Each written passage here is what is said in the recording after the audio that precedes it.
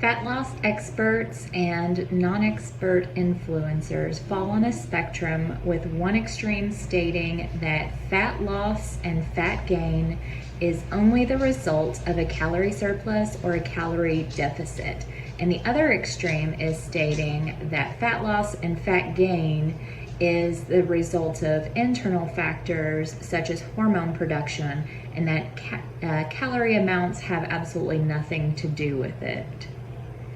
This video is part one in a series of undetermined length that will discuss why it does not matter whether calorie restriction results in weight loss or not.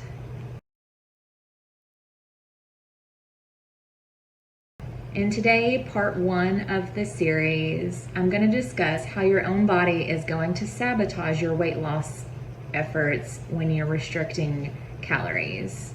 I reviewed a paper discussing the calorie study, which stands for Comprehensive Assessment of the Long-Term Effects of Reducing Intake of Energy, published in the peer-reviewed journal Experimental Gerontology.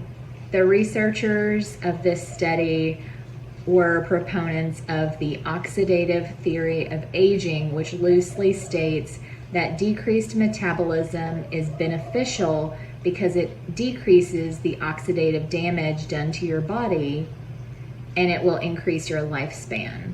I'm not discussing longevity today, but I wanted to give you some background on the source that I used for this video.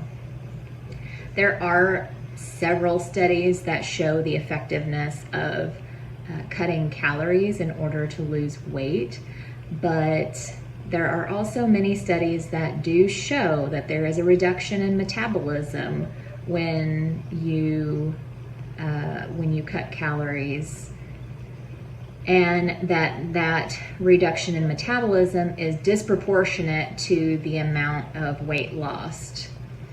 So what contributes to your body's energy expenditure?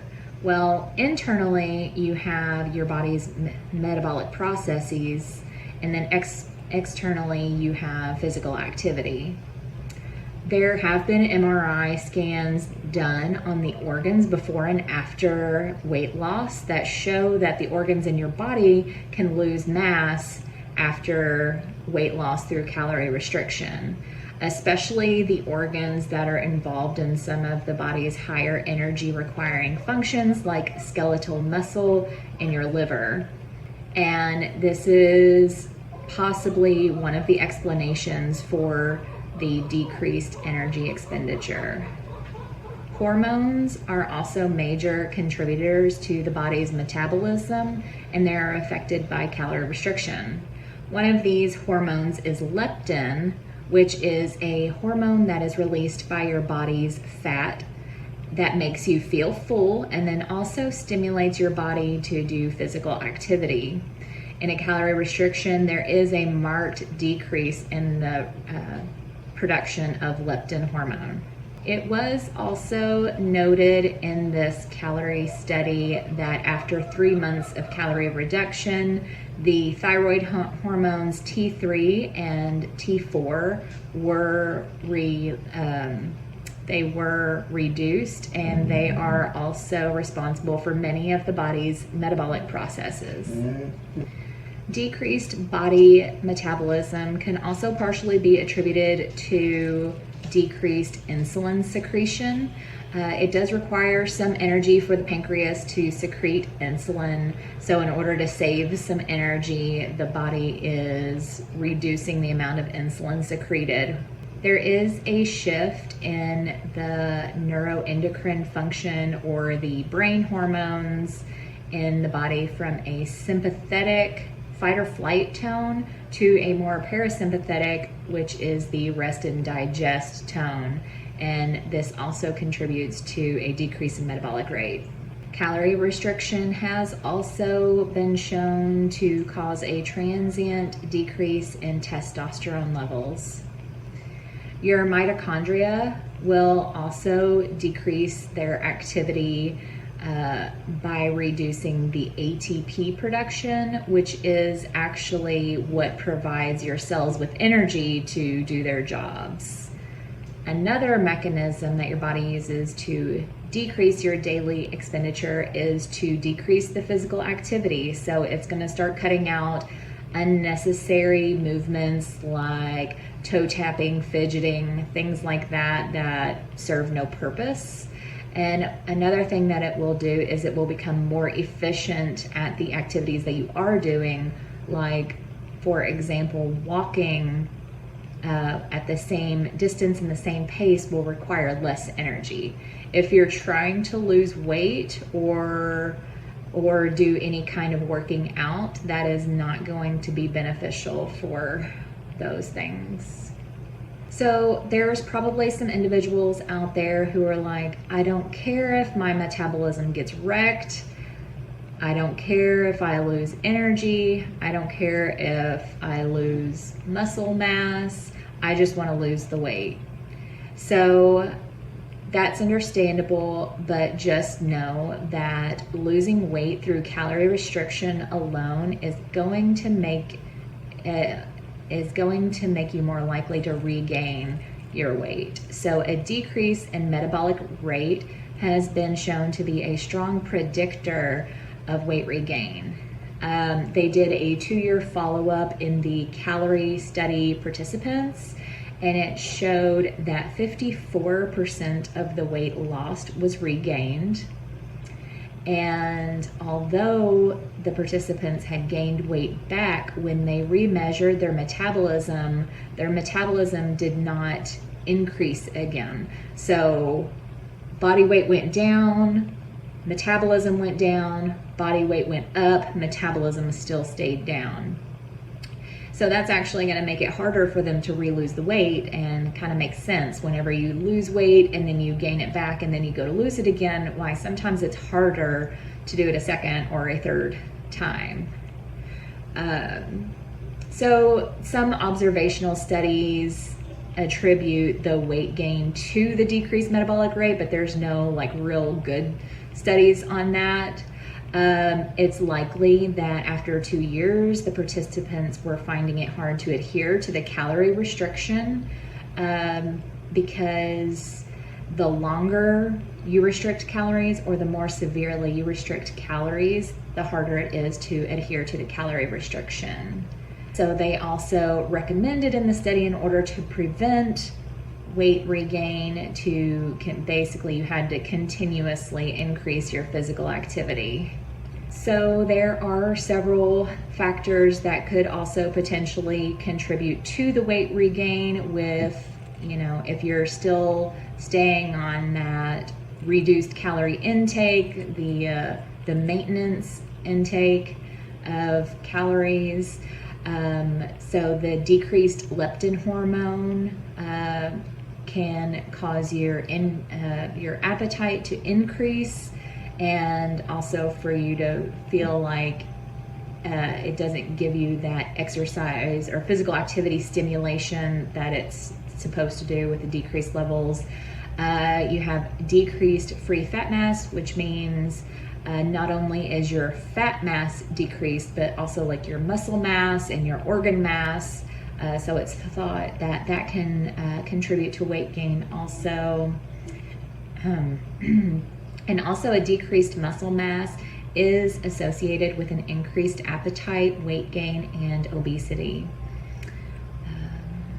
And then again, there's also the poor calorie restriction compliance. And speaking of calorie restriction adherence, the goal of the calorie study was a decrease of 25% of the calories intake. The subjects were only able to achieve an average of 21% calorie restriction, and by the end of 12 months, they were at an average of 12% calorie reduction. So they weren't even able to make it to the goal of calorie restriction for this study. So as I've stated, calorie reduction can be a tool that helps someone lose weight, but you want to try to minimize the effect of decreasing your metabolic rate. So there are some things that you can do to make you more successful at maintaining your metabolic rate and then also losing weight at the same time. First is physical activity. So in the study, they quoted another study that showed that weight loss through physical activity alone, which is a form of calorie restriction because you're burning calories and you're building muscle, which increases your daily energy expenditure. So it is a form of calorie restriction. Physical activity, so weightlifting, cardio. Now the energy expenditure from exercise alone is not that great. In this study they quoted, it was only like 250 calories a day.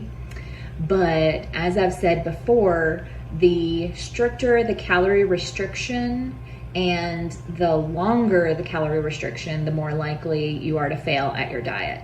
So increasing your energy expenditure by exercise, also not having as strict of a calorie restriction, and restricting calories for a shorter period of time, followed by a period of time where you're eating at maintenance or even above maintenance, will help maintain your metabolic rate. Alternate day fasting. So in a study that compared calorie restriction to alternate day fasting, the calorie restriction was shown to decrease the metabolic rate, while the alternate day fasting did not. So that is generally for one day you eat as much as you feel like eating. It's been done with certain types of diets or just standard American diet. Some will be more effective than others, but I'm just talking about in general. And then you go one full day, whether it's exactly 24 hours or whether it's from the time you go to bed till the time that you wake up the next 2 days later. Metabolic rate stayed the same, even though when they averaged the calorie intake over a period of time, I believe this study was for 4 weeks, they averaged the calorie intake over time, and there was less calories consumed. I think it was 54% the amount of maintenance, but don't quote me on that. But it was somewhere around there. So calorie intake was decreased through alternate day fasting, but the metabolic rate stayed the same. So that is another way to try. And then also there was a study that tried different types of diets on a carb restriction, and I will show that here. One of my favorite researchers, Dr. David Ludwig, was involved in this study, and in their study they found that a low carb diet, which in this study I believe was defined as 100 total carbs a day, which is actually still pretty high compared to what I'm currently doing, but not quite low enough to be a ketogenic diet. But they kept the amount of protein the same. This was actually a controlled study. Sorry, I just got an alert and it distracted me. So they actually had these people inpatient and were recording everything. They didn't ask them, how much did you eat this day? So that was really good. So they did find that there was actually a metabolic advantage to doing a low carb diet. And this is one of the most recent, well-planned study on whether or not a low carb diet has a metabolic advantage over other types of diets, because in the past they've done these studies and they've only been for like 2 weeks or something like that. So you're still kind of in the transition phase there. This study lasted 20 weeks and they found that there was a metabolic advantage of 50 to 70 calories per day for every 10% decrease in carbohydrate consumption. So in this study, they did 100 carbs or less, but just imagine the benefits if you got that even lower as part of like a ketogenic diet or even lower carbs. They did find that the ghrelin was lower in the low carb group. So ghrelin is the opposite of leptin. It is your hunger hormone. And then it also promotes fat storage, and then it lowers your energy expenditure. So it basically does the opposite of leptin.